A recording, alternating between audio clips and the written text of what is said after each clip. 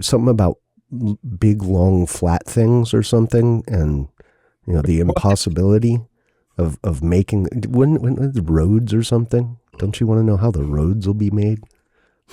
Okay, I'll play that guy. So how are we going to pay for the roads if we don't have any taxes? How are we going to have police and fire and ambulance and all that stuff? I have never considered this before. Wow. You know what? Full statism. This solves everything. Actually, oh wait, no. There is one quote that I feel is pertinent to here. Fuck them hoe ass roads.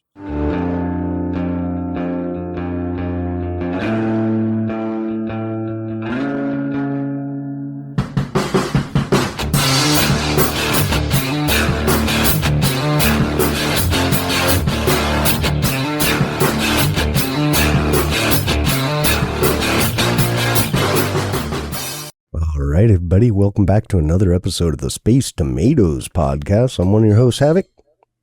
The other guy, LX. How you doing? Hello. So that other guy.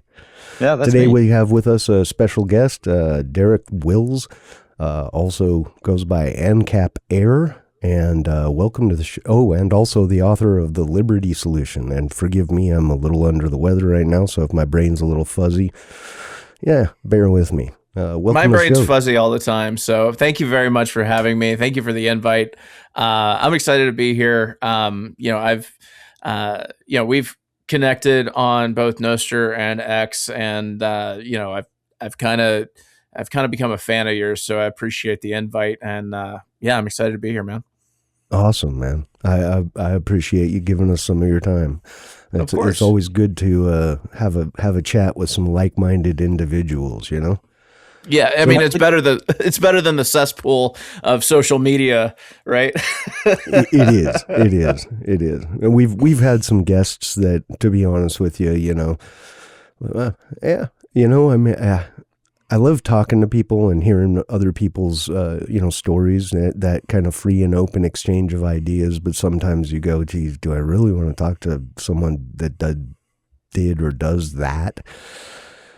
Yeah, okay, we'll talk to him. So it's kind of neat when we get to talk to someone that's, one of the people that's like, yeah, I'm really excited about this one. So how help me understand. So I'm really in awe of authors, right? I've tried to write a book. I got about, 3 pages in about 35 years ago, and that's where it is. That's it. So I have a lot of appreciation for people that can actually get the flow together, put something down on paper, and, get it published. How was that process for you writing that book? Writing so it opened my eyes to the stresses of writing. So I started writing op-eds, and this was before I was a libertarian. I started my political journey as, a hardcore Republican, and then transitioned to like constitutional conservative types. And, this was kind of in the days of, Facebook is just kind of becoming a thing. MySpace was like the prominent social media. And, I'm trying to figure out an outlet, right, on, because I have all these ideas, and I have, I have these things that I want to tell people that just people aren't getting it. And at the time, again, I was a Republican, so my ideas were, kind of wrong. But in the same token, I really wanted to get my ideas out there. And I was speaking with a friend of mine, and she recommended, she goes, why don't you just try writing and see what happens? And, it kind of clicked a little bit for me because, in high school, I had a knack for writing. I never thought of it as like a hobby or something that I actually enjoyed. I wrote people's papers for them for money because I was good at it, right? So I would write people's papers, and so I was just like, you know what? Fine, okay. I'm in my early 20s at this point, and I start writing. I reach out to a couple of conservative, blogs or outlets. And I said, hey, look, I have some of these ideas, and, finally Independent Journal Review was the first one to say, yeah, this is good, let's publish it. And from there I was just like, yeah, I'll keep writing. And I was just like banging out these little op-eds or whatever. But whenever I first started with an intention of writing a book, it changed everything, because going from op-eds, you're just like, okay, I'm going to write 1,000 words, it'll be good, to, oh shit, I have to outline this, I have to organize this, because it very quickly turns into hot garbage, because it's like incoherent. You have ideas going from, coming out of left field into the middle of a paragraph that's on a completely different topic. And, again, I'm also ADHD. So like, ideas just pop in. I'm like, I need to write this down because this is great. And then it's like, oh shit, this does not flow worth a shit at all. So writing a book is difficult. And I've written one. I've been writing the second for like 3 years, and probably haven't put anything on a page in 6-8 months right now, as of now. It's difficult. It really is. So the whole process it was trial and error. I don't know any other authors. At the time that I started writing it, I didn't know any other authors. So I was like, how do I go about doing this? And then you get to the point, and this is something that I've talked about elsewhere. When I first started writing the book, it was kind of like a libertarian manifesto, but with the still like statist undertones, and the whole. Whenever I finally had ideas down, I decided that the last chapter of the book, I'm going to rewrite the Constitution in a way that's going to be bomb-proof, and it's going to secure everybody's liberty and blah, blah, blah. And I'm halfway through my, writing it at this point, and then I discover Murray Rothbard, and I read For a New Liberty, and it changed everything. And I realized, I've got to rewrite about 90% of what I've already written. So I literally had to go back and scrap everything and rewrite it. It is a process. It's tough. It is difficult, and you just got to stay focused and do it. And I've been really bad with my latest book because I haven't been as focused as I should be. So to answer your question in a very long-winded answer, it's a process, and it is difficult, and it takes a lot of focus. Yeah, that's an interesting thing, because that was something that, especially when it comes to, liberty-minded books, right? Your story seems to mirror mine, right? I grew up in a conservative household. My father was a, captain in the Navy, and, so it was very regimented and strict, and, I had to roll my socks and stuff and tighten my bed down like it was pretty insane. But anyway, conservative household, and at some point I'm like, this isn't right, you know what I mean? Like this nagging, like there's something about this that just doesn't sit right. And I went through from there to, Tea Party. Okay, well, there's this thing, Tea Party. Okay, well, this sounds maybe like it's more right. And then I got in, and I'm like, yeah, no, that's not it. And then, constitutional conservatism. And I'm like, I don't know. And then Lysander Spooner. And I'm like, yeah, no. And then, to Big L libertarian. And I'm like, yeah, this is just status light. It's like Diet Coke, you know what I mean?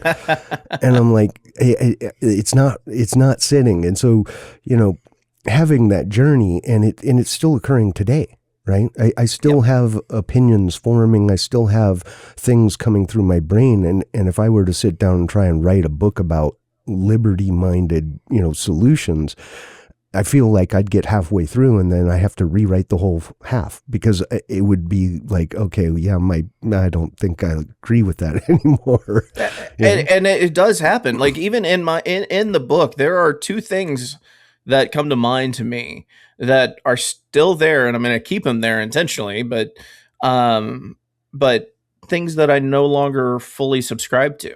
Like I have a whole chapter on that's basically just shitting on anarcho-communism because that's, as an anarcho-capitalist, that's the thing to do. But since publishing that, I've learned a lot about anarcho-communism, and though it's not my thing, I would never, don't think I would want to live in an ANCOM commune. But I have learned that there is a way at which such a society can exist and exist voluntarily. And if it does, then who the fuck am I to say, oh, you're doing anarchy wrong? And I've gotten some hate for it, but it just shows that, things continue to progress, and if you're not progressing, then you're not learning and you're not growing. I have never said that my way is 100% right. And if I ever have, that was very, very wrong. I try to be somebody who is open-minded, and, even if I don't necessarily fully understand the ideals and the philosophies behind a particular framework, if I can still look at it objectively and say, okay, well, if it's still voluntary, then it aligns with the greater philosophy that anarchists are supposed to have. Yep. And that's something that I'm really trying desperately to get out there, because it seems like there aren't a lot of people who subscribe to that. ANCOMs are constantly saying AnCaps are evil and they should be killed. And then you have AnCaps who are saying that, hey, ANCOMs should get on this free helicopter ride. And it's just like, okay, we do have a real enemy right now who is literally oppressing each and every one of us the exact same way. Maybe we should focus on that. It's crazy, and I've gotten some kickback for it, but that's just kind of how it goes, I guess. Well, the thing, so I'm 100% there with you, right? And I'm sure you remember the Great Liberty Purge, right? What was that, like 2018, 19 or something like that? I woke up one morning and I've got all these notifications, and I go to check and there's no group. And I'm like, where is everyone? Yeah. And I'm doing this repeatedly, and I'm checking the next one and they're all gone. I'm like, what the hell? But, there was a lot of, that, right? AnCap, ANCOM, ANSOC, the anarcho-socialists, right? Which are, I don't know. But, I ended up engaging with a guy who is a mutualist, which is very aligned with the ANCOM, ANSOC side of the house, right? And I'm not a big fan of calling them left anarchists or right anarchists. The thing that really struck it home for me was, okay, wait, so the basic premise is I can do what I want, and I don't impede others from doing what they want. Right? Don't harm people, don't harm their stuff, allow them to do what they would like to do. And, you are the same, right? So how does that translate to, well, you can't be, a Pinochet type like response of helicopter rides, or a tanky response of, killing everyone. And, it's like, okay, but that's not anarchy, right? That's not an anarchist ideal. Right? The basic premise is you go do what you want. I personally kind of found myself landing, more in the individualist type of a place, right? I don't subscribe to the ANCOM, ANSOC, stuff. And while I lean far more towards AnCap, I'm more of I just want my stuff. I just want to be me, and I'll engage with ANCOMs. I might trade and barter in, time or effort or whatever it needs. ANSOC, AnCap, I don't really care, right? Is my thing. What your economic ideals are is your thing. And if it works for you and your people are allowed the liberty to choose to be involved in it, then who am I to say it's wrong? Exactly. Absolutely. The other thing that's still in my book is I very definitively say, whenever it comes to the topic of immigration, is that while we should have open immigration. I very clearly state that you cannot do that as long as the welfare state exists. And on its face, that sounds correct until you start digging into the numbers and the statistics behind welfare consumption in this country. You realize that it's not a prerequisite. I mean, the welfare state should absolutely be abolished, because the state itself should be abolished, because the extortion of property via taxation is evil and unethical. And its subsequent redistribution is also fraudulent, unethical, and evil. But I no longer subscribe to the idea that, oh, this X has to happen first in order for Y to be even a plausible solution. I wrote an essay on this called Immigration, the State, and the Great Parasite. And it breaks down the numbers using like what I would consider hostile sources from, anti-immigration think tanks, talking about how much welfare consumption immigrants who are undocumented eat up in this country. And you realize in the grand scheme of things that that's basically 1 day of federal spending at large for the entire year. So that's a statistical anomaly. That's a I accidentally, I fudged the numbers by accident. I can fix that really quickly. It's still evil. It still, needs to not happen. But the greater evil of then using, I guess, twice the amount of welfare spending on undocumented immigrants, using twice that amount in order to enforce border controls and physically remove and initiate violence against people who have not actually harmed anybody. And people point to the state saying, oh, well, this person, they said this person was a murderer and this person was a pedophile and this person was a rapist. And it's like, that's coming from the state. It could be true, it could not be, but they haven't harmed anybody here. Who are you going to trust? This person that they have initiated violence against, or the state, which literally lies about everything? And I don't disagree with removing people who are committing evil acts against others from society via ostracism and voluntary disassociation. But I still don't agree with using violence against people who aren't an active threat. Violence should be reserved for defensive use and from a defensive posture only.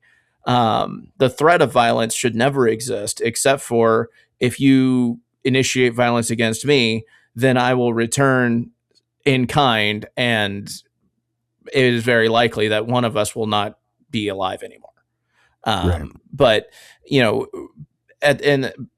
I forget the what I was trying to cover here, but I kind of went off on this tangent, and it's just funny and sad to see how many quote unquote libertarians are supporting this sort of evil. They're supposed to be people who champion liberty, and what is more libertarian of an ideal than freedom of movement? Regardless if you're AnCap, AnCom, right-wing libertarian, left-wing libertarian, whatever. If you have the authority to deny somebody their movement, and I would argue that stops at your property line. The left, the left-leaning libertarians might have a different definition of where that stops, but you're inhibiting the free movement of people. If anything, the left-wing libertarians would be more open to the idea of where people are allowed to pass through, whereas I'm more restrictive on my specific individual property line, right? So I don't understand how anybody can sit there with a straight face and say that, oh yeah, some immigration controls are in line with the greater libertarian philosophy. It just doesn't make any sense to me. Yeah, no, I completely agree on that. It's an imaginary line. Even our own Constitution, if you just want to go back to that and be a statey for a minute, our own Constitution gives us a right to movement, a right to travel, right? So, it's, and I think a lot of it is grounded in that monetary piece. And what people don't understand is that monetary piece, like you said, is literally like, not even a full drop of water in the bucket, right? It's like a bit of mist that gets shot out above it, And, I brought this up, I think, a few times, but back in like the 2000 time range, I saw this statistic on, how much money is spent per person that, receives welfare in general. And what was striking to me, I didn't believe it. I thought there's no way. So I went and started pulling information, doing my own research, and it turned out that approximately $85,000 per person at the lowest, at the poverty level that they receive, $85,000 goes into the system, and the recipient gets $12,500. Now, if you're mad at anything about that, maybe be mad about the 60 some odd $1,000 that never even made it to the recipient because it was paying for all the chud, Oh, yeah. Nobody talks about the bloat of government. I know that Republicans like to pretend to, but they really don't. They just want a big government that's aligned with their ideals and enforcing the tyranny that they agree with. There's nothing small government about Republicans. There's certainly nothing small government about Democrats. And I would argue that, the Libertarian Party is kind of it's kind of a dumpster fire. It got lit on fire pretty bad recently, man. I don't know what the hell happened. I was like, what? You're doing what? No, you're putting wait, what? We're going, no. Come on now. Yeah, no. Until the big L libertarians can figure out how to not embarrass themselves on national TV or on social media, they're not going to be able to do too terribly much. I saw that Justin Amash was there. Okay, great. He is a good person to have aligned with the Libertarian Party. And then you have others that I'm not going to mention that are, doing things that are very anti-libertarian on camera. And, and we're not, I say we like I'm a member. I'm not a member of the LP, but, the Libertarian Party is not doing anything to be like, okay, this is very anti-libertarian. You are no longer a member of the party.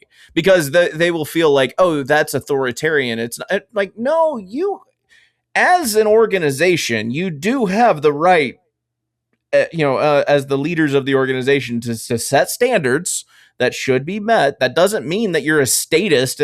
It just means that, maybe we want to have this particular type of image. And if you are throwing Nazi salutes, that's not in line with those standards. So, yeah. You know what I mean? Yeah. I mean, man, really throwing Nazi salutes? Because I really know nothing about any of this stuff. That's why I'm just kind of sitting here being quiet, because I pretty much opt out of the entire system because I don't know anything about it, and I'm really not particularly interested in it, to be honest. But I don't know. Funny enough, really the thing they're doing. Funny enough, I do not want to follow the LNC right now, but I have a lot of good people that I am mutuals with that are very big into the LP, and I have nothing but respect for them. But because we're mutual follows, I see some of these things, and I don't care the context. I don't care what's happening. It's very clearly a Nazi salute and getting called out by those people as a Nazi salute. And earlier I saw that same person was later arrested for allegedly slapping somebody. I don't know. But anyway, allegedly. Yeah. Yeah, no, for me, the thing, and honestly, it was one of those things you just wanted to like stand up and just start screaming, like, what are you doing? What are you fucking doing? When we had, dumbass Donnie was brought on. I'm not a part of I no affiliation with any political party, nor will I ever have. Yeah. But bringing that and throwing support behind it, I was just like, whoa, wait a second here. Someone go grab Ron Paul real quick, because you guys took a way wrong turn somewhere, and we're not even on the same map. Okay. Yeah. And how can the Libertarian Party claim to be the party of principle whenever they go from one day chastising Donald Trump to the next day endorsing him, or at least voicing their support for him? Yep. I can't say that's anything principled. Granted, the one good thing that Donald Trump has done was pardon Ross Ulbricht. That's something that absolutely needed to happen. He didn't do it because he thought it was the right thing to do. He did it for clout. And yes, Ross is free, and that's a good thing, but look at all of the other subsequent evils that Donald Trump has directly caused since being president. And what about Snowden? What about Assange? Right? I mean, sure, he commuted the sentence for Assange, but he's not pardoned, right? Yeah. And we could just go down the list, right, of people that are, in my opinion, unjustly being targeted or charged or pursued for actions that, by all rights, were liberty leaning and should be. They should be lawful, right? I don't agree with the concept of lawful, but in where we live, they should be. Yeah, but it's indicative of just how evil the state can be. I mean, you look at Dexter Taylor, who is now sitting in a New York prison for making his own personal firearms. You have Roger Ver, who is exiled in Spain because he didn't want to be part of those individuals ruled by the United States government anymore, and didn't want to pay their extortion fee to exit. You have Edward Snowden, who saw some very, very bad things taking place at the National Security Administration, exposed them, and was exiled to Russia before he could actually make it to his final destination, which I think was like Argentina or something. I don't know. But you have all of these people who have done nothing to harm anybody but the state. If any harm was done, it was done to the state, and they take that so seriously that they will happily murder you to do that, to enforce that. And then, not to mention, if you just look at a page like Police the Police and see all the things that cops do on a daily basis, and the excuses of, oh, it's just a few bad apples. I'm like, okay, how many bad apples does it take to, or how many bad apples would need to be in your bunch before you're like, okay, I just need to throw this entire bunch out because it's getting a little too much. I think the saying goes, everyone likes to say that, bad apples. Okay, well, let's follow it all the way through. The saying goes, one bad apple ruins the bunch. It's not, oh, it's just a bad apple. It's that bunch is now ruined because of one bad apple.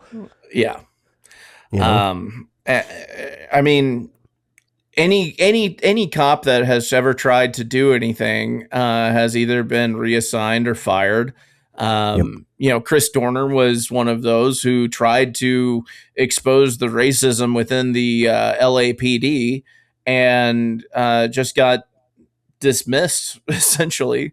And that's what led to his violent spree, which he probably shouldn't have gone on, if we're being honest. But at the same time, what he exposed was very real, and nothing was done about it. The people should really understand that there is no good political solution to anything. The government, the state, is inherently evil on it just by existing. It cannot exist in a voluntary form. I have heard people say, well, what if we just make taxation voluntary? I'm like, the state would collapse because it is incapable of enforcing its own rules. because one, it wouldn't have the money to be able to do that. And two, if it is quote unquote voluntary, then that means that private solutions can pop up and do it much more efficiently at a much lower cost, at a much higher quality, that people will happily give their money to them anyway. And the state apparatus, if not coercive, would just collapse and become AncapAstan, in my view. So it's impossible for the state to exist in a station that is, one, equal to those they claim to quote unquote serve, and two, in any sort of ethical, any sort of ethical way, because it has to extort people from their property to fund itself. It has to do so with the inherent threat of violence. And the fiction that they say that, oh, we work for you. No, you don't. The state does not and has never worked for, quote unquote, the people. The state, by its definition, has to be superior to the people in order to enforce its edicts. That's how hierarchy works. The difference between a hierarchy that I would find to be valid and AncapAstan is that it's voluntary. I can walk out of a company that I don't want to work for because I don't like their policies and go work for someplace else. And they're not going to extort from me or say, oh, you owe us, every piece of income that we've ever paid you. The worst that they might say is, hey, we gave you a sign-on bonus that you were committed to committing X number of months or X number of years, and you didn't complete that. Therefore, you owe us that, and it's contractual. But that's voluntarily agreed to beforehand. Yeah, that's contractual. That's the whole thing, right? And they like to say that this is a contract, right? A social contract. It's like, show me where I signed. Show me where anyone said, yes, I agree to this, and I'm going to go ahead and engage with you in a mutually beneficial way, and here's my signature on the contract. It doesn't exist, right? It's maddening at times dealing with that particular thing. I think LX has a question though. He's something about big, long, flat things or something, and the impossibility of making when the roads or something. Don't you want to know how the roads will be made? Okay, I'll play that guy. So how are we going to pay for the roads if we don't have any taxes? How are we going to have police and fire and ambulance and all that stuff? I have never considered this before. Wow. You know what? Full statism. This solves everything. Actually, oh wait, no. There is one quote that I feel is pertinent to here. Fuck them hoe ass roads. Yeah, we actually had another gentleman on. Also an AnCap, and we were talking a little bit about that. And the simple solution is this: if you want a road somewhere, go build it. And if your neighbors all want to get somewhere and you want to get somewhere, you all pitch in, you make a road. If it has to be something bigger than that, then you need the support of the people to build the road that they all actually want, right? Yep. And that's the big difference. Maybe it gets us away from eating avocados on the East Coast in February, Is that and the thing is, there are so many different ways at which a road could be produced, managed, and maintained without a centralized monopoly on violence doing it. Private industry using toll roads or subscription fees, or even just voluntary communities coming together and saying, yeah, we're going to build and maintain these roads because it's better for the community. Oh, wait, is that communist? If community is, see how I kind of tied this together as, voluntary people doing voluntary things, and it actually can possibly work. Hell, you had Domino's doing a freaking pothole filling a few years back, and it was wonderful. It was just great. But let's figure out how to maintain a flat piece of concrete or asphalt. We'll create innovative technologies and machines that can do things beyond human comprehension for the layman. but we can't figure out how to have a flat piece of concrete or asphalt for people to drive their vehicles on without a monopoly on violence extorting you from it. I mean, I live fairly rural, right? Mm-hmm. And I have about a 300-yard long driveway. Nobody maintains that but me. So it's a long flat thing, and it works perfectly well. Yeah, it's a little bumpy right now. Yeah, it's a little bumpy in one area. I need to get out there and do some repairs, fix the pothole. But, and it wasn't that long ago in time, right, where out here, most of the roads were taken care of by the people that lived here. Yeah. They weren't paved. And so, there are numerous ways to go around these things. And I always like to bring that up because I think it's important for people that don't understand the philosophy of anarchism in general to understand that a lot of the times the reply will be somewhat dismissive from some of us, myself included, right? The long flat things, who could possibly engineer such a solution, right? And that's not helpful. It's not, right? Yeah. I think it's more helpful to have that discussion and talk, so that people understand, right?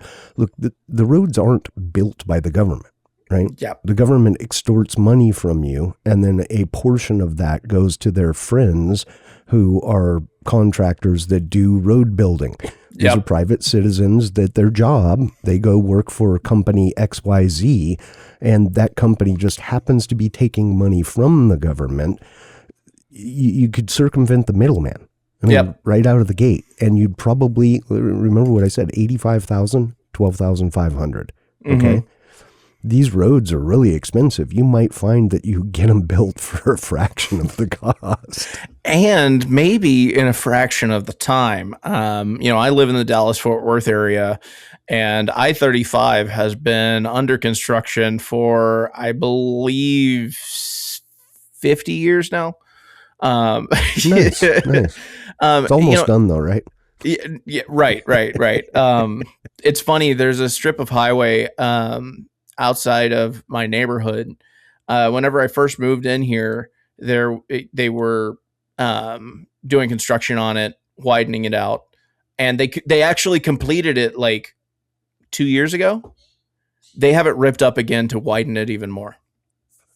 And I was did that here. It's a common thing. We put in a brand new freeway, and the next thing you know, it's being closed down in certain areas to widen it, and all this stuff. It's like, you just built the thing. What the heck, You guys are mean, these contractors. I mean, you don't think about them. They have like boats and side-by-side ATVs and expensive SUVs to pay for. That stuff's just not gonna, pay for itself. There's one other solution that doesn't get talked about nearly as much, but I think it would probably become one of the most popular means by which roads are provided in any geographic area in a stateless society. And people see it all the time whenever they drive on a freeway and it says adopt a highway and it has a company name who is sponsoring that strip of freeway. I have a feeling that something like that would probably become so prevalent, and the main means by which highways and major traveling throughways would be provided. And it wouldn't be this fear of, hey, I have a toll booth at my driveway and won't let me out until I pay the toll. That's just not a realistic solution, because another thing that people need to remember is that the free market is supreme. The free market would reject any sort of impediment like that, just outright. And if nothing changed, it could actually turn violent very quickly against the company trying to do that, because at that point, it's like borderline extortion, if not outrightly so. Yeah, I don't actually have a problem with toll roads, but like you said, not just to, get out of your house and go, Right. But if someone makes a better road and let's say, I don't know, Blamazon, okay, new company, and they decide, hey, this road it's great, it's there, but gosh, it takes an hour to get there, and if we just built this road over here, it'd take 20 minutes, but we're going to go ahead and do that and put a toll on it, right? Yeah. Okay, great. 100%. Go. Put your billboards up, electronic billboards, and advertise to your heart's content. I don't care, And I think the same is true with other infrastructure, right? Hospitals. Yeah. Now, you may not appreciate sitting in your hospital bed with a TV screen that pops on every hour for 3 minutes to show you an ad or something, but hey. Can I get hospital premium so I don't have to see these ads? Right? Subscription service, no ads at the hospital. Yeah. They started that back in the 90s when I was in high school. They had this company come and put in TVs in all the classrooms for free. And then, you got to watch Doritos and Coke commercials every morning. So, I mean, it's like I'm hitting way to fund everything, I guess. I'm hitting the morphine button and it says, before your morphine is applied, please watch this 30-second ad. Oh, gosh. It could happen, man. It could. And while I'm not big on the whole subscription model for everything, right? I mean, right now I'm very annoyed by some of that. Oh, yeah. No. I was talking about YouTube just recently. So I usually will use the Brave browser whenever I'm watching YouTube because I travel a lot. And they natively block YouTube ads. But whenever I'm at home, I watch on my Apple TV and I can't do that. Even with like a Pi-hole setup because of the way that Pi-hole works. You can't natively block that. And I actually looked at YouTube Premium and then I was instantly turned off. I'm like $16 a month for an individual or $28 a month for a family. No. And it's funny that people think that my criticism of this means that I'm anti-capitalist.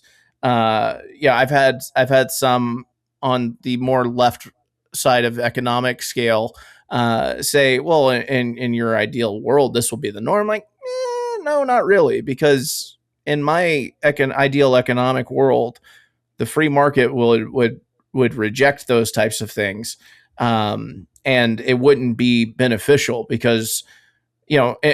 From my perspective, or you would just simply have people develop things like New Pipe and the Brave browser, and competition would come in to solve the problem for you. Exactly. You would have free markets innovating in a way to bring people what they want in a way that's at least invasive to them.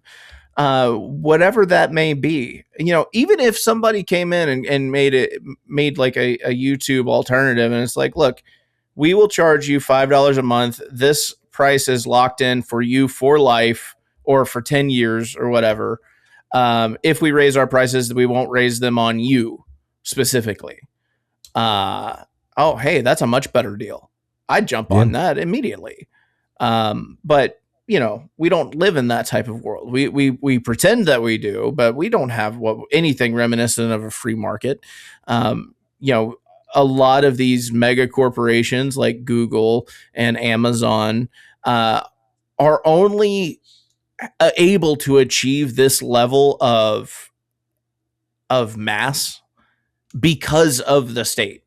You wouldn't have mega corporations in Ancapistan. It just wouldn't be a thing. The only way that you could theoretically do that is if if a company provides something so well that nobody even wants additional competition. And that's a valid monopoly because they're doing it perfectly. Why would I want? No, this is fine. This is innovative. It gives me what I want. But it isn't a monopoly, right? In right. Ancapistan, it would be a monopoly as long as the population said, this is what we want. Exactly. The second someone comes out with something better, it's no longer a monopoly. But, and also, and this is something that a lot of people who aren't familiar with the anarcho-capitalist philosophy, they don't understand that the very idea of a corporation is invalid. They think that you would have these mega corporations, ruling everything. And it's like, first of all, a corporation is a legal fiction created by the state. It is a protection against the people who run that company from having their assets being something that can be claimed in a tort or something along those lines. You would have, you would have stakeholders. You would have something that looks like a corporation. But if they started to do things in a very shady way and you needed private arbitration to get involved, it would be very bad for them personally. Yeah. Not just, the company needs to write a quick check to get this person to shut up. No, your personal assets could be on the line here because you no longer have this legal protection from the state. So you wouldn't, it just would be so fundamentally different. You would, I don't know how else to say it other than that. It's just, it would not be, the Amazon of AncapAir would not be anything like the Amazon of today.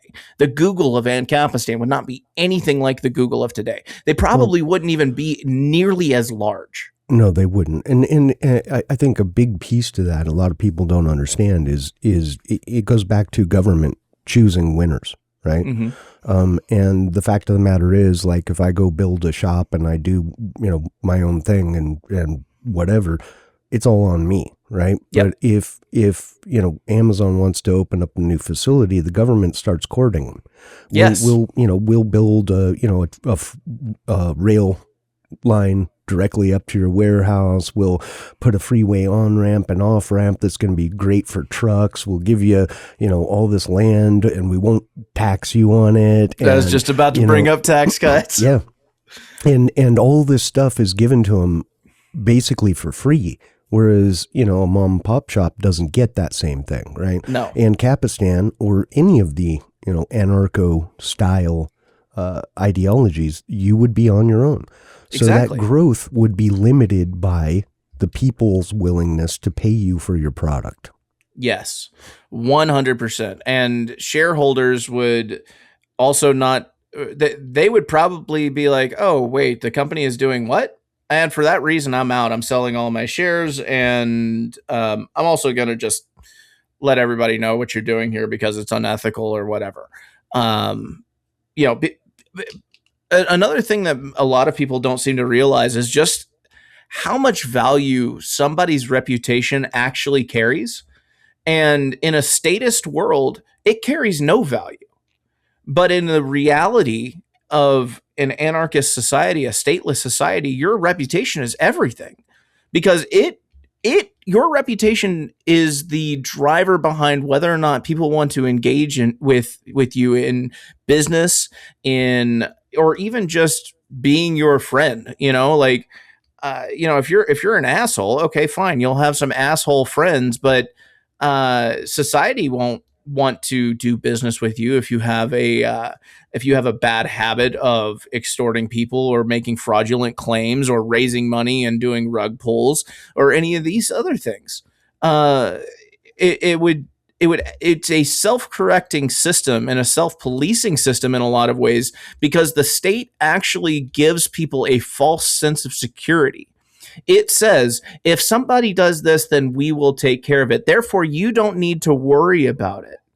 Whereas without this facade of a fabricated safety net, people would have to be vigilant about those they do business with. They would need to fully understand, okay, this person, let me see what else they've done and actually do research. There would probably be companies that spurred out of the ground specifically to do this type of thing. Their whole business model is, hey, look, if you're trying to get involved in a business dealing or trade dealing or something with somebody, we can, I don't know, they might even be able to use it doing blockchain technology. I don't know. The thing is, the possibilities are endless without a state apparatus crushing innovation. And you can have a real, and I know that it gets shit on because whenever the state would do it, it would be terrible. But a social credit system in an anarchist world is not the same as a social credit system in a statist world. A social credit system in an anarchist world is purely voluntary and it is factual. And it is something that, go ahead. We already have those, right? Like you have friends, right? Yeah. I mean, that's what a social credit system is in the real world, right? Heard me enough times, I'm done with you. Yeah, exactly. Right. So, it already exists, and that's, that web of trust type of an approach, right? And I think it's a really good one, personally. Yeah. What are your ideas? So I didn't read your book, sorry. It's okay. I'm like so far behind on books. Like the book that one of the original ideas for the show, we were going to read this book and then do a discussion on it, and yeah, I still haven't finished it. So a couple years, man, you'll get to it, right? But so, what are your thoughts on IP, intellectual property? So I actually don't cover this in the book, but I do have a chapter called "The Two Forms of Property." I didn't think that going into IP would be necessary. I thought it would kind of take away. I consider IP to be more of a kind of an advanced, semi-advanced level, whereas I wrote this book more as a primer. Okay. IP doesn't exist. It isn't real. It is, you can't own an idea. You can't steal an idea because theft requires the actual deprivation of somebody out of something that is rightfully theirs. Some people do like to make the argument that, if you pirate music, then you are depriving them of sales. That's not a guarantee. You can't lay a claim to something that hasn't happened.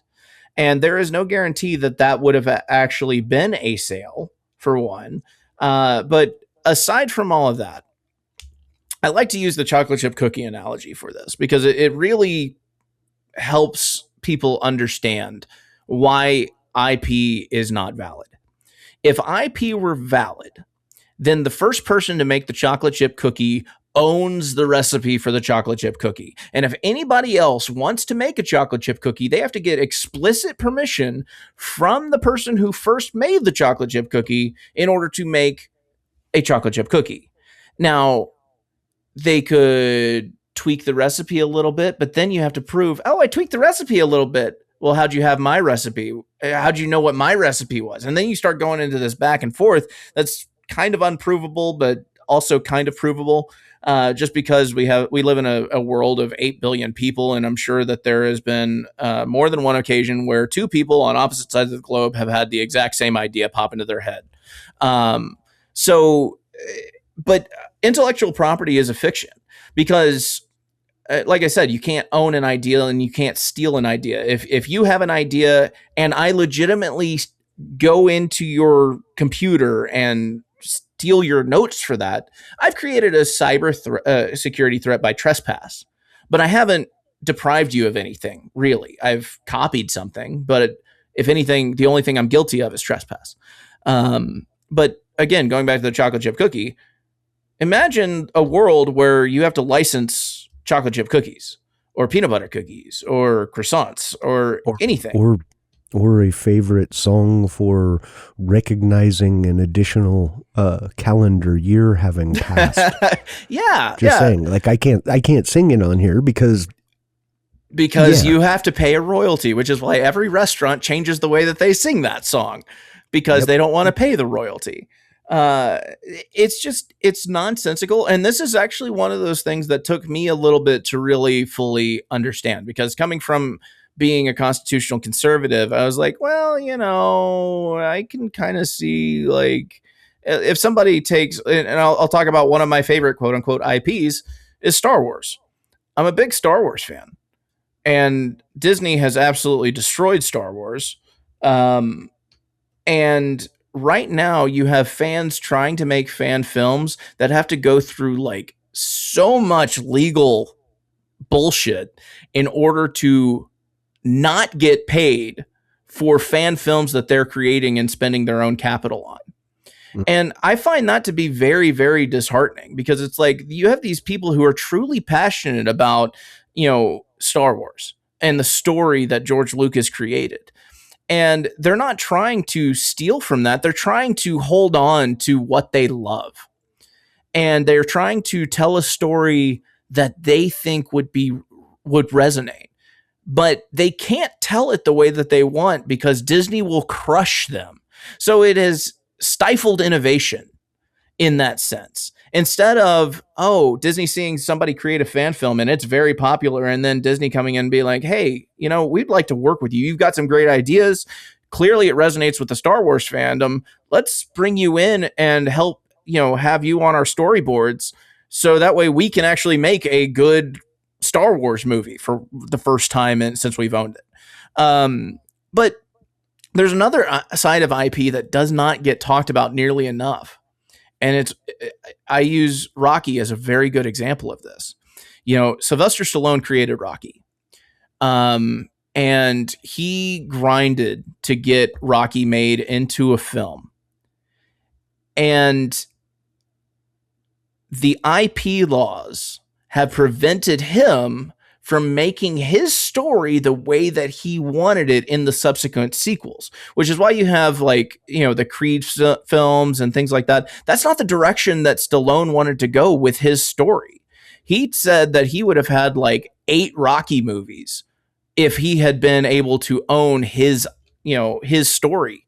But because he had to sell the IP rights in order to get Rocky made, he lost control of it, and he can't even tell the story that he wants, even outside of that apparatus, because the license owners for the IP owners for Rocky would crush him legally.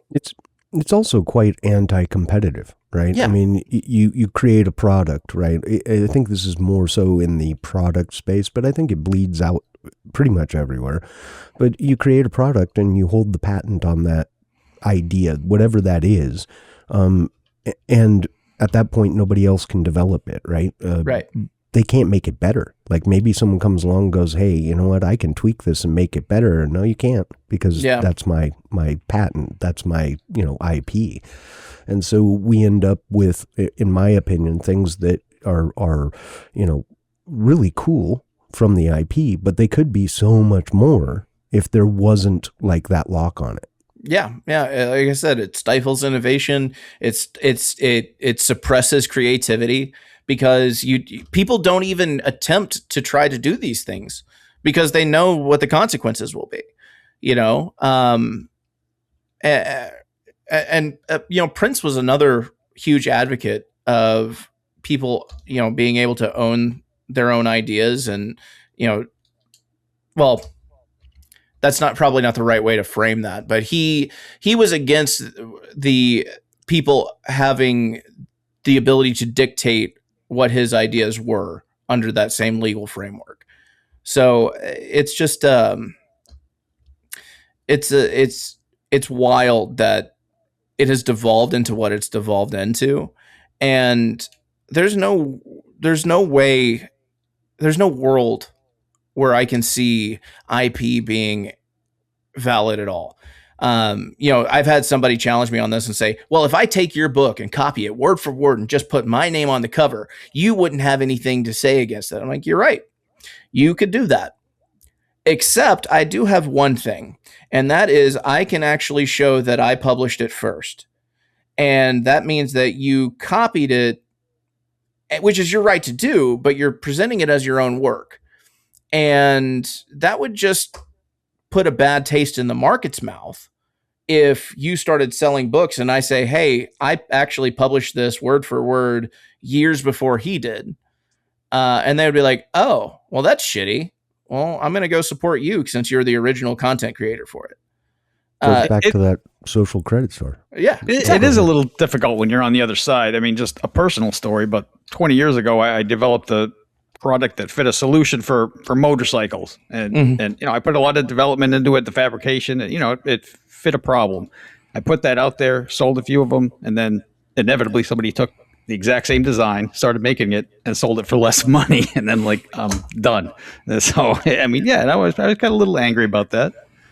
Yeah, well, I mean, and that's perfectly valid because it is something that you put a lot of hard work into. It's valid to be angry, What's not valid is to have the state come in and initiate violence against that person for doing it. And I think that's the big difference that people don't know how to separate. Yeah. And definitely, a pretty crappy situation, no question about it, and yeah, that sucks, man.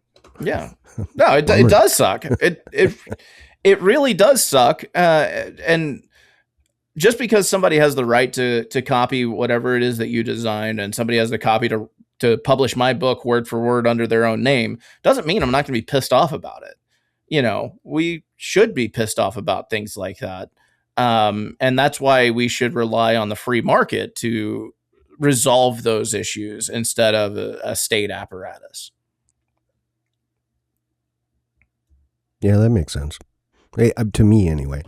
So in your book, you said it's more of a basic level. So I'm assuming you were just talking about, whenever I engage with someone that's, not familiar with the concept of, anarchism, LX being a prime example, right? The roads, obviously, that's one, but, hospitals, fire department, security. I'm not going to say policing because but security in general, right? Things of this nature, dispute resolution, things of that nature. Can you maybe give us a little primer on just those areas? What are your solutions? Well, so whenever it comes to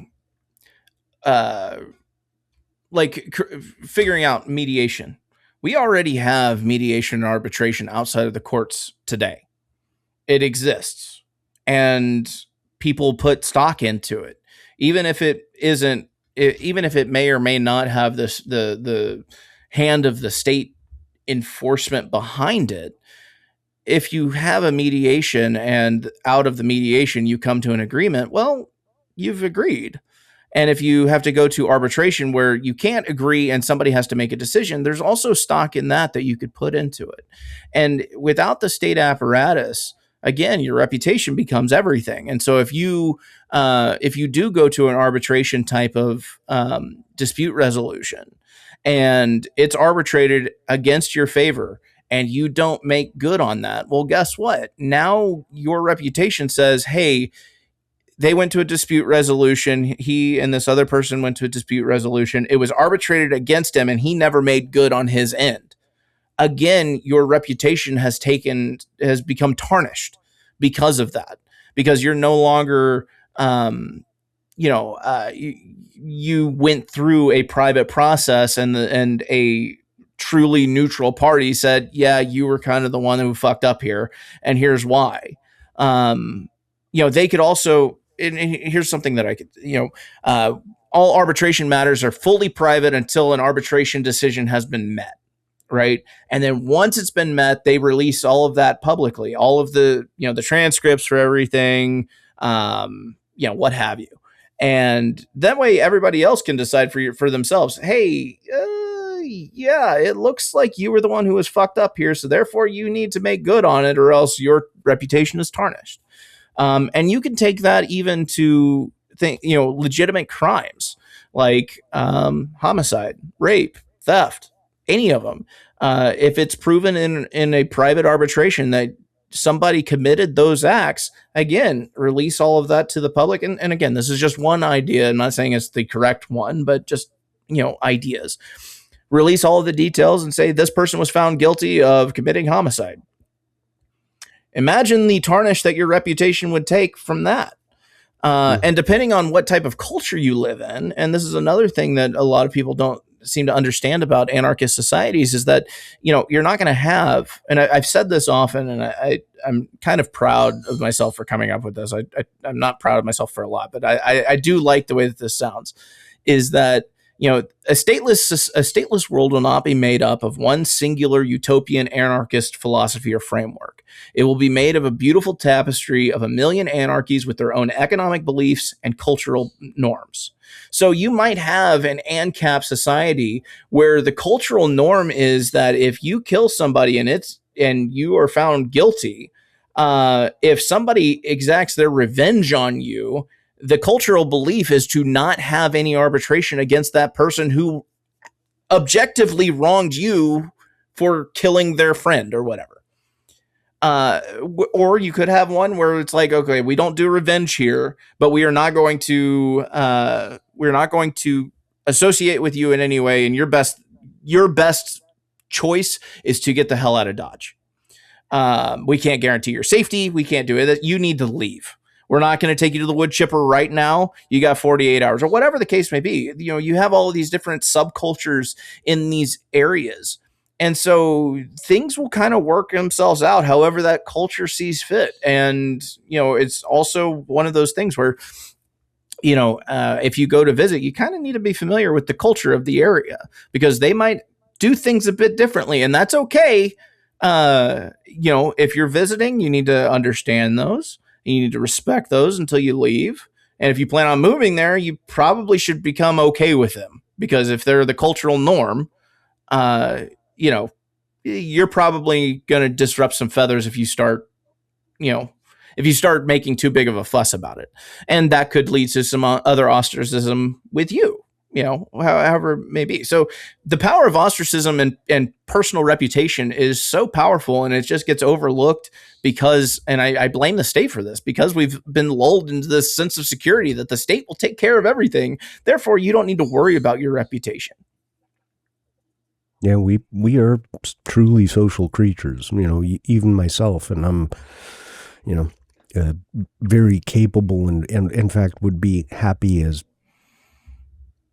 I've ever been if I could just stay on my property forever. Period. I honestly, I have very, very, very little desire to leave my property. I've spent, you know, probably 9 months without leaving the property once. And I was happy. I was good. It was okay with me. Right. So taking away all of that. But that also leads me into another piece of this, right? And this is one that a lot of people ask me when I'm engaging with them is, you know, what about fire departments? What about, you know, I mean, what if you don't subscribe to their service? They're just, oh, too bad your house burns down. What if you can't afford it, you know? How many volunteer fire departments exist in the country right now? Well, I know there's one for my local area, so. Yeah, I mean, that's just one. And the thing is, there probably is like a capitalist solution that would align with free market in like major cities of a stateless society. But I mean, the thing is, and this really is the beautiful thing about anarchy, is that you don't have to say this is the definitive solution to X, Y, or Z. You just have to say this is a potential solution, because in the free market of ideas, there are infinite. There is no scarcity there. And so people can come up and innovate in ways that you can't even imagine right now, because those innovations and those creative ideas are stifled because the state has, quote unquote, provided you the solution already. And we've never even thought about, I mean, I say we've never even thought about how we could do this better. Outside of, you know, people like Murray Rothbard and Walter Block and Hans Hoppe, or even if you want to talk about like Kropotkin on the AnCom side, you know, you have a very small group of people who have even began to put thought into this. And if we had a society that it was kind of not only encouraged but almost necessary, you would have such an innovation beyond your wildest dreams. And it's beyond comprehension now because of what the state does to stifle them, if that makes sense. No, I think it does. LX, you're awful quiet. Got any questions from the unindoctrinated? Going over my head. I'll be perfectly honest with you. Really? And yeah. How so? I don't know. I don't know. I mean, I mean, a lot of the stuff you're talking about kind of sounds like reading the Old Testament, to be perfectly honest with you. Just the way that things are handled. Well, I mean, we're not stoning people. I mean, that's one possible solution, though. It is. You're right. It is one possible solution. I mean, it was definitely a deterrent for things happening. So, I mean, like the whole ostracism of people, like, I mean, that was probably like the worst thing that could happen to you is you commit something and they boot you out of the tribe there. Yeah, for sure. And there could be in a stateless world, there could very well be a theocratic anarchist society that takes biblical law very seriously. And there's nothing wrong with that. If everybody's there voluntarily and that's what they agree to live in under those cultural guidelines, they don't need, again, voluntarism. That aspect is what differentiates an anarchist society from a statist one. Yep.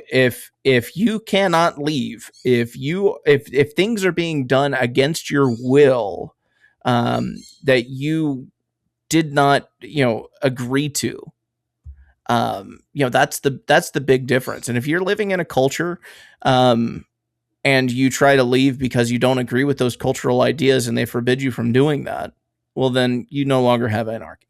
You have a de facto state. It might not be as big as the current one.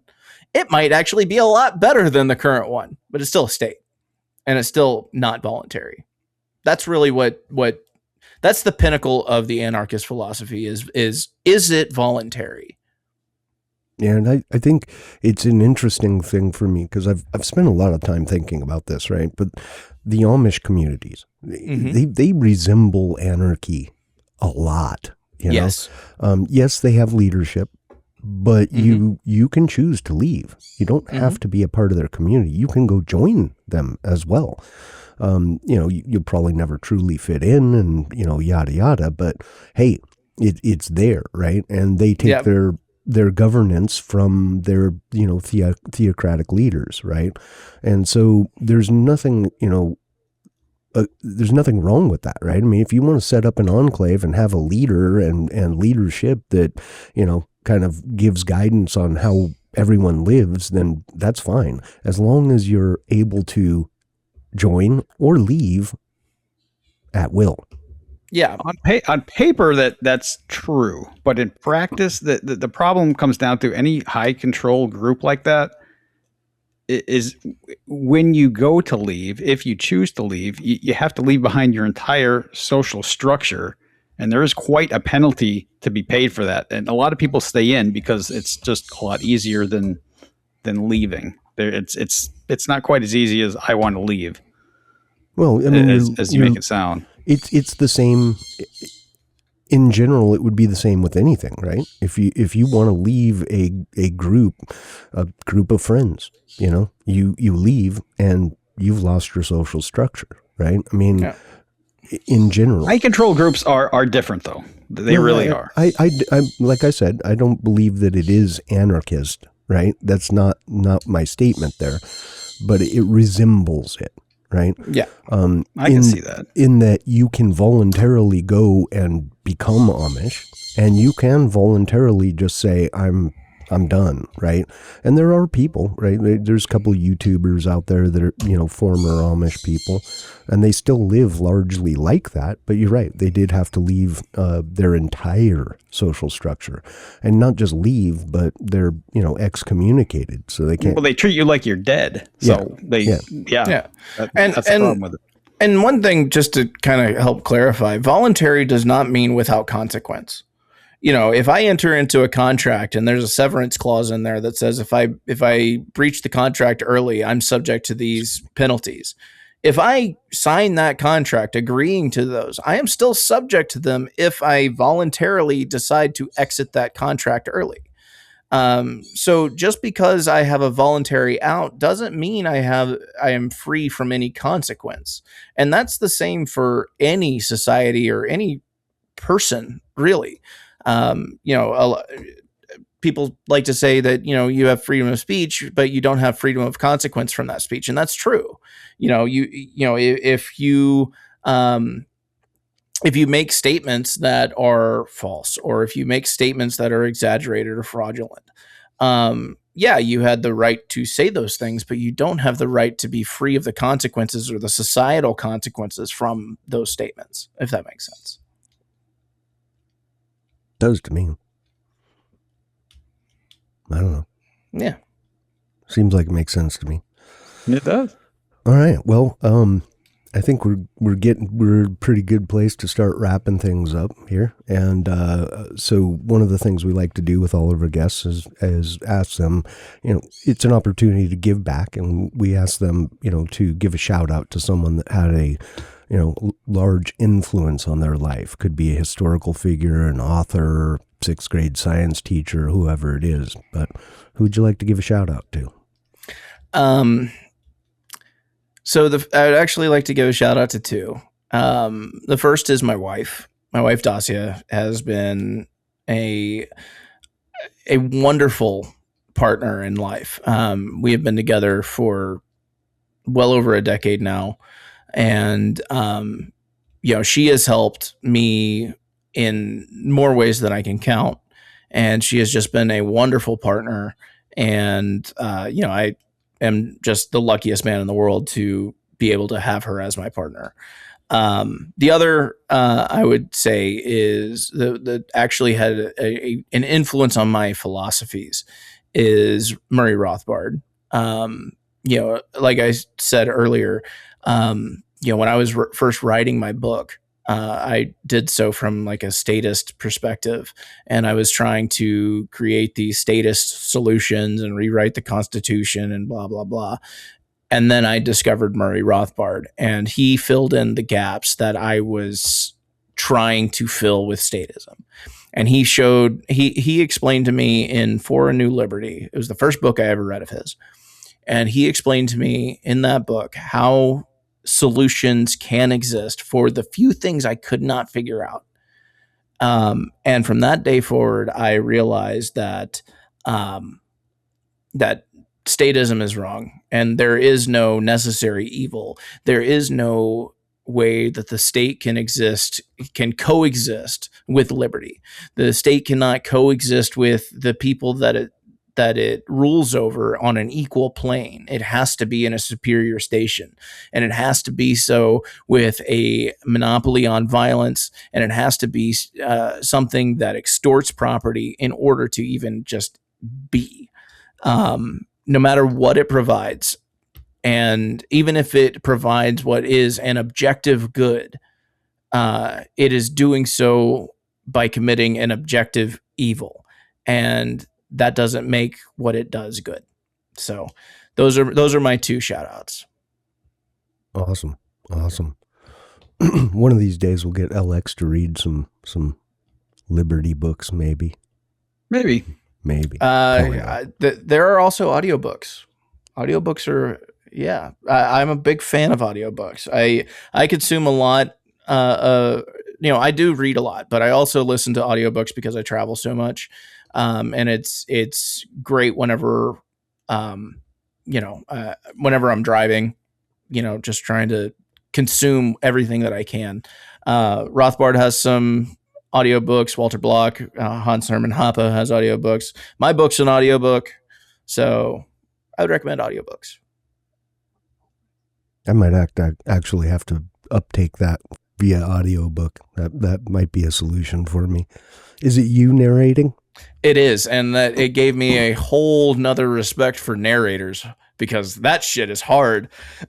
You're like, how hard is it? It's just reading stuff I wrote. No, whenever you're in a good flow and you've read like a paragraph and then you fumble over a sentence, you're like, shit. And then you have to go back, find a place where you can kind of splice in and match that tone so it flows well. It took me probably, like, the audiobook, I think, is just under 7 hours. I think it took me over 24 hours of recording. So, yeah, a very, very labor-intensive task that I did. Did you do all the editing yourself, too? I did, yeah. Oh, okay, good.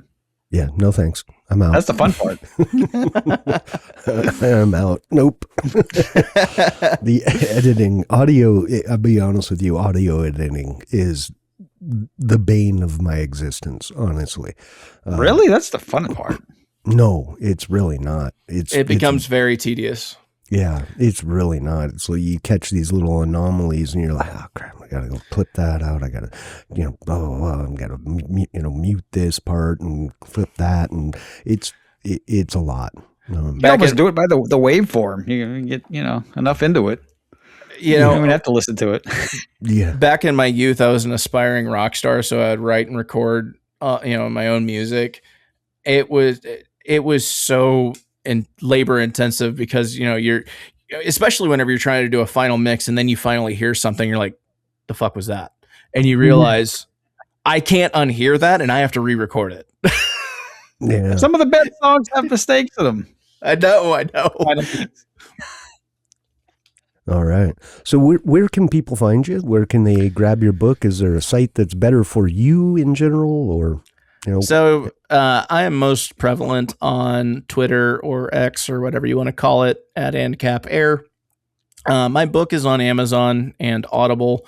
I've been meaning to get it on Barnes & Noble website, but I haven't been. And I'm working on my second book, which I will hopefully finish someday. It's a novel, so it's a bit different for me. But I kind of wanted to take an Ayn Rand approach of telling philosophy through narration or through a novel. So that's what this one is. It's a book. I've entitled it Chaos in Auburn. I just need to finish it, but it's essentially about the Free State Project has grown in New Hampshire, and the town of Auburn, New Hampshire, secedes from the United States, and it goes from there. So that's the premise behind it. I just need to finish it. That's a dangerous place to be. Doesn't work out so well for the secessionists, I think, usually. Oh, well, awesome, man. Thank you so much for giving us some of your time. I really do appreciate it. And thank you for giving us some of your time as well. And remember, wherever you are, whenever you're watching this, have an amazing day. Everybody, thanks for coming by, Derek. Of course. Thanks for having me.